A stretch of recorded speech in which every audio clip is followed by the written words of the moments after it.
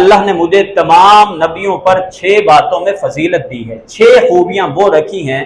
جو مجھ سے پہلے اللہ نے کسی اور نبی رسول کی رسالت میں نہیں رکھی۔ سرکار دو عالم صلی اللہ علیہ وآلہ وسلم کو اللہ رب العزت نے بہت سارے خصائص، بہت سارے امتیاز دے کے اس دنیا میں مبعوث فرمایا۔ سابقہ انبیاء مختلف قوموں کی طرف آتے تھے، مختلف خطوں کی طرف آتے تھے، مگر سرکار دو عالم صلی اللہ علیہ وآلہ وسلم کو اللہ رب العزت نے دنیا جہان کے انسانوں کی طرف بھیجا اور قیامت تک کے لیے آپ کی رسالت کو رکھا۔ بے شمار احادیث پاک اور کلام پاک کی 100 سے زیادہ آیات ایسی ہیں جن میں جناب رسول اللہ صلی اللہ علیہ وآلہ وسلم کی ختم نبوت کا تذکرہ کیا گیا ہے۔ 200 سے زیادہ احادیث مبارکہ ایسی ہیں جن میں نبی رحمت صلی اللہ علیہ وآلہ وسلم کی ختم نبوت کے بارے میں بڑا صاف اور واضح انداز میں بتا دیا گیا ہے۔ قرآن کریم میں اللہ رب العزت نے سورہ بقرہ کے آغاز میں جہاں پہ متقین اہل ایمان کی 6 نشانیاں بیان کی ہیں، ان میں سے 2 نشانیاں یہ بیان کی، والذین یؤمنون بما انزل الیک وما انزل من قبلک، متقین اور ایمان والے وہ لوگ ہیں کہ اے پیارے حبیب صلی اللہ علیہ وسلم جو آپ کی طرف کتاب نازل ہوئی اس پر بھی ایمان لاتے ہیں اور سابقہ آسمانی کتابوں پر بھی ایمان لاتے ہیں۔ قرآن پاک میں اللہ رب العزت نے سابقہ آسمانی کتابیں جو منسوخ ہو گئیں، جن پر ہم عمل پیرا اس دور میں نہیں ہو سکتے، منسوخ ہونے کے باوجود اللہ رب العزت نے 31 بار سابقہ آسمانی کتابوں کا تذکرہ کیا ہے، 31 مرتبہ، حالانکہ وہ منسوخ ہو گئی ہیں۔ تو ختم نبوت کی عقلی دلیل یہ ہے کہ اگر نبی پاک صلی اللہ علیہ وآلہ وسلم کے بعد فرض کر لیجئے کہ اگر کسی نبوت و رسالت کا کوئی رتی برابر بھی تصور ہوتا تو یہ ممکن نہیں تھا کہ اللہ رب العزت کلام پاک میں یہ نہ فرماتے کہ یہ آپ کی امت بعد میں آنے والے نبی اور شریعت پر بھی ایمان رکھے گی۔ سابقہ کتابیں جو منسوخ ہو گئیں ان کا 31 مرتبہ تذکرہ کیا اور ہر بار یہی بات کہی کہ اے پیارے حبیب آپ کی امت ان سابقہ آسمانی کتابوں پر ایمان رکھنے والی ہے۔ پہلے جتنے بھی انبیاء آئے، ہر نبی اپنے دور میں اپنی امت کو یہ خوشخبری سنا کے گئے کہ میرے بعد ایک نبی آئیں گے، میرے بعد ایک رسول آئیں گے۔ نبی پاک صلی اللہ علیہ وآلہ وسلم کے بعد اگر کسی نبی رسول کا کوئی ذرا برابر بھی تصور ہوتا تو جناب رسول اللہ صلی اللہ علیہ وسلم اس کے بارے میں ہمیں ضرور آگاہ کر کے جاتے۔ حضرت عیسیٰ علیہ السلام کے بارے میں سورہ صف میں اللہ رب العزت نے بیان کیا کہ انہوں نے اپنی قوم بنی اسرائیل سے کہا وَمُبَشِّرًا بِرَسُولٍ يَأْتِي مِن بَعْدِ اسْمُهُ احمد، میں ایک ایسے رسول کی تمہیں خوشخبری دیے جا رہا ہوں جو میرے بعد آئیں گے جن کا نام احمد ہوگا۔ تورات کا مطالعہ کر لینے سے، انجیل کا مطالعہ کر لینے سے معلوم ہوتا ہے کہ جناب رسول اللہ صلی اللہ علیہ وسلم کی بشارت، آپ کی پیشین گوئی سابقہ آسمانی کتابوں میں فار خلید کے نام سے، طیب کے نام سے، معاذ کے نام سے، عبد المجید کے نام سے ان کتابوں میں آپ کی نبوت و رسالت کے بارے میں صراحت کی گئی تھی کہ ایک نبی آئیں گے جن پر تم نے ایمان لانا ہے۔ نبی پاک صلی اللہ علیہ وآلہ وسلم نے ایک حدیث مبارکہ میں بڑی صراحت کی کہ جو نبوت و رسالت کی ایک عمارت ہے، قصر نبوت،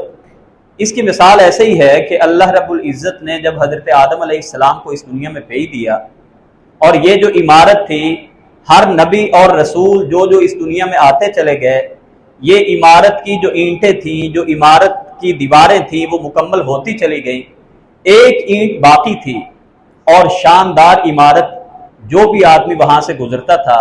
وہ رشک کرتا تھا کہ کیا شاندار عمارت ہے، مگر اس ایک اینٹ کی اس میں کمی ہے۔ تو جناب رسول اللہ صلی اللہ علیہ وسلم نے فرمایا فَأَنَا اللَّبِنَا، وہ جو قصر نبوت تھا، جو نبوت و رسالت کی پوری عمارت بن چکی تھی اور جس میں صرف ایک اینٹ کا آنا باقی تھا، فَأَنَا اللَّبِنَا، میں ہی وہ اینٹ ہوں، میں ہی وہ آخری رسول ہوں، فَأَنَا خَاتَمُ النَّبِيِّينَ، میں آخری نبی ہوں، لا نبی بعدی، میرے بعد کسی نبی نے نہیں آنا۔ وَإِلَىٰ عَادٍ أَخَاهُمْ هُودًا، قوم عاد کی بات کر لی جائے تو اللہ رب العزت نے اس پیغمبر کے بارے میں فرمایا کہ ہم نے حضرت ہود علیہ السلام کو صرف قوم عاد کی طرف بھیجا تھا۔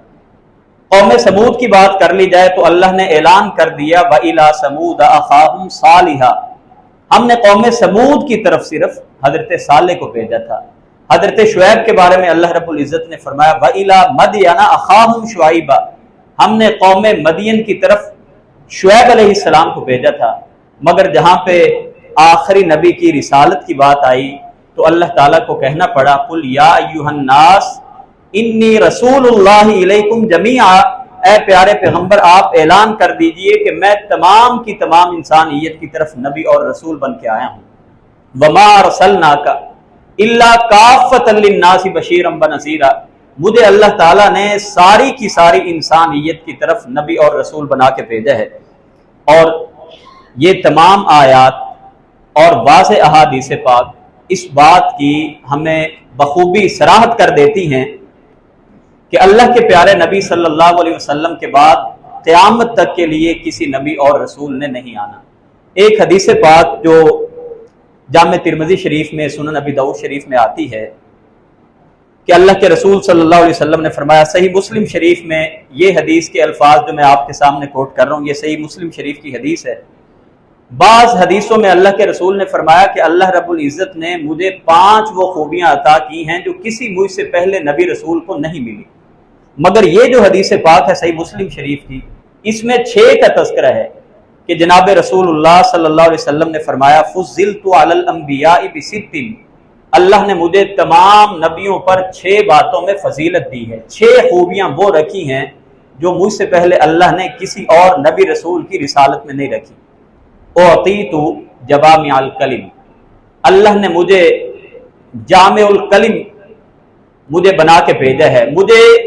جوامع الکلم عطا کیے گئے ہیں۔ اس کا معنی یہ ہے کہ چند الفاظ کے اندر نبی پاک اپنی بات سمجھانے کی خصوصیت رکھتے ہیں، چند الفاظ، مختصر الفاظ میں آپ اپنی بات ارشاد فرما دیا کرتے تھے، جوامع الکلم۔ اور دوسری بات فرمائی وَنُصِرْتُ بِالرُّعْبِ، اللہ نے میری دشمن پر رعب کے ساتھ مدد کی ہے۔ اور دوسری حدیث کے الفاظ ہیں مسیرۃ شہر، میں دشمن سے جب 1 مہینہ دور مسافت پہ ہوتا ہوں تو دشمن میرا نام سن کے تھر تھر کانپ رہا ہوتا ہے۔ تو آپ نے فرمایا کہ اللہ نے میرا رعب اور دبدبہ دشمن پہ اس طرح رکھا ہے کہ 1 مہینہ میں دور بھی ہوں تو میرا دشمن مجھ سے خائف ہوتا ہے۔ وَأُحِلَّتْ لِيَ الْغَنَائِمُ، اللہ نے میرے لیے اور میری امت کے لیے مال غنیمت کو حلال کر دیا ہے۔ وَجُعِلَتْ لِيَ الْأَرْضُ طَهُورًا وَمَسْجِدًا، اللہ نے ساری زمین کو میرے لیے پاک اور مسجد کے درجے میں کر دیا ہے۔ وَأُرْسِلْتُ إِلَى الْخَلْقِ كَافَّةً، میں ساری انسانیت تمام مخلوق کی طرف نبی بنا کے بھیجا گیا ہوں۔ وَخُتِمَ بِيَ النَّبِيُّونَ، اور میں خاتم النبیین بنایا گیا ہوں۔ یہ صحیح مسلم شریف کی روایت۔